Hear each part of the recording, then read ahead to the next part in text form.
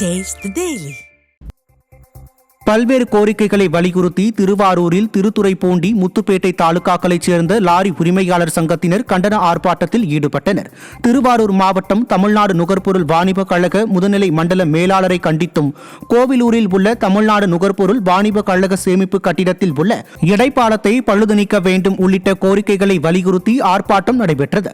தங்களது கோரிக்கைகள் மீது ஸ்டாலின் அரசு அதிகாரிகள் நடவடிக்கை எடுக்காமல் உள்ளதால் வாழ்வாதாரம் பாதிக்கப்படுவதாக லாரி உரிமையாளர் சங்கத்தினர் குற்றம் சாட்டினர்.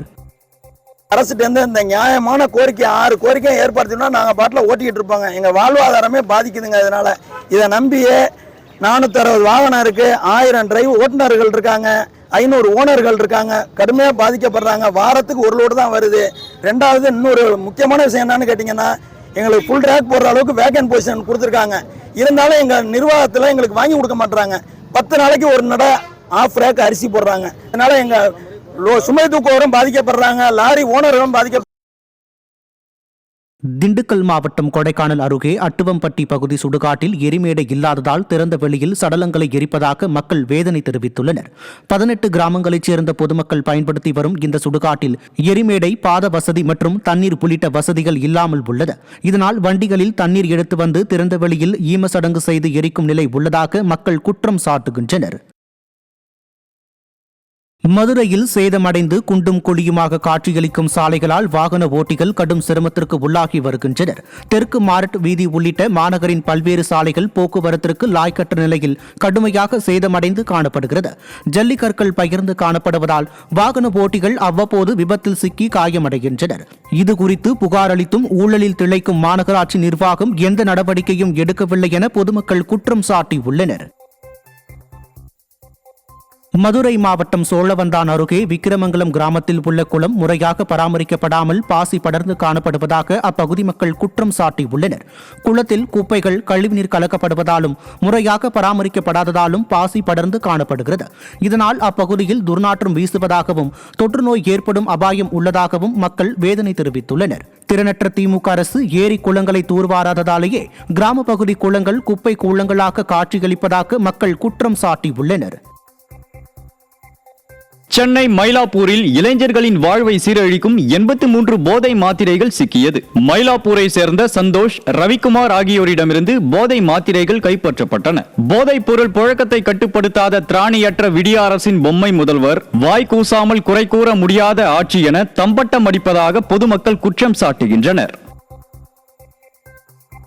திருநெல்வேலி மாவட்டம் மாராந்தை அருகே 18 தனியார் நிறுவனங்கள் சூரிய மின்சக்தி பூங்கா அமைப்பதற்காக அனுமதியின்றி லட்சக்கணக்கான மரங்களை வெட்டியுள்ளதால் சுற்றுச்சூழல் கடுமையாக பாதிக்கப்பட்டுள்ளது. இதனால் 3 அரிய வகை மான்கள் உயிரிழந்துள்ளன. உயர்நீதிமன்றம் இடைக்கால தடை விதித்த நிலையில் மக்கள் மற்றும் சுற்றுச்சூழல் ஆர்வலர்கள் இதற்கு கடும் எதிர்ப்பு தெரிவித்திருக்கின்றனர். எனவே விடிய அரசு உடனடியாக நடவடிக்கை எடுக்க வேண்டும் என வலியுறுத்தப்பட்டுள்ளது.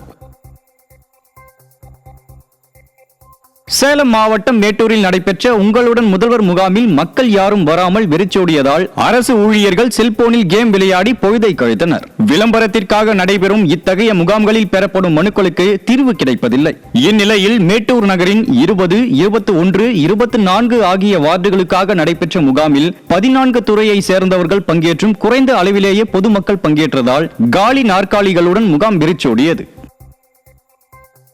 தஞ்சாவூர் மாவட்டம் கும்பகோணம் அருகே தாழ்வாக சென்ற மின்கம்பியால் குப்பை சேகரிக்கும் நபர் பரிதாபமாக உயிரிழந்தார். கருப்பூர் நத்தம் பகுதியைச் சேர்ந்த மகேந்திரன் என்பவர் குப்பைகளை சேகரித்து தனது வாழ்வாதாரத்தை நடத்தி வந்தார். இந்நிலையில் அம்மாப்பேட்டை சாலையோரம் கிடந்த குப்பைகளை சேகரித்துக் கொண்டிருந்த மகேந்திரன் தவறுதலாக அங்கு தாழ்வாக சென்ற மின்கம்பியை தொட்டபோது மின்சாரம் தாக்கி சம்பவ இடத்திலேயே உயிரிழந்தார். ஸ்டாலின் அரசின் மின்வாரியத்தின் அலட்சியத்தாலேயே மகேந்திரன் உயிரிழந்ததாக அவரது உறவினர்கள் குற்றம் சாட்டினர். திண்டுக்கல் மாவட்டம் கொடைக்கானலில் பெய்த மழையின் காரணமாக பொதுமக்களின் இயல்பு வாழ்க்கை பாதிக்கப்பட்டது. கொடைக்கானல் மையப்பகுதியில் அமைந்துள்ள நட்சத்திர ஏரி சாலையை சுற்றியும் சாலைகளில் தண்ணீர் குளம் போல் தேங்கியதால் வாகன ஓட்டிகள் கடும் அவதியடைந்தனர். விடிய அரசு வடிகால் வாய்க்கால்களை முறையாக பராமரிக்காததால் சாலையில் நீர் தேங்கியதாக பொதுமக்கள் குற்றம் சாட்டினர்.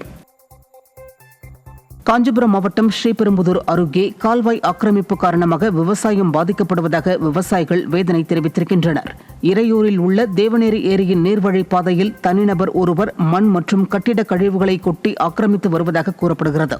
இதனால் மழைக்காலங்களில் ஏரிக்கு நீர் செல்வது தடைப்பட்டு அதிகப்படியான நீர் விளைநிலங்களுக்குள் நுழைவதால் பயிர்கள் பாதிக்கப்படுவதாகவும் திறனற்ற ஸ்டாலின் அரசு விவசாயிகள் நலனில் அக்கறை செலுத்துவதில்லை என்றும் குற்றம் சாட்டப்பட்டுள்ளது.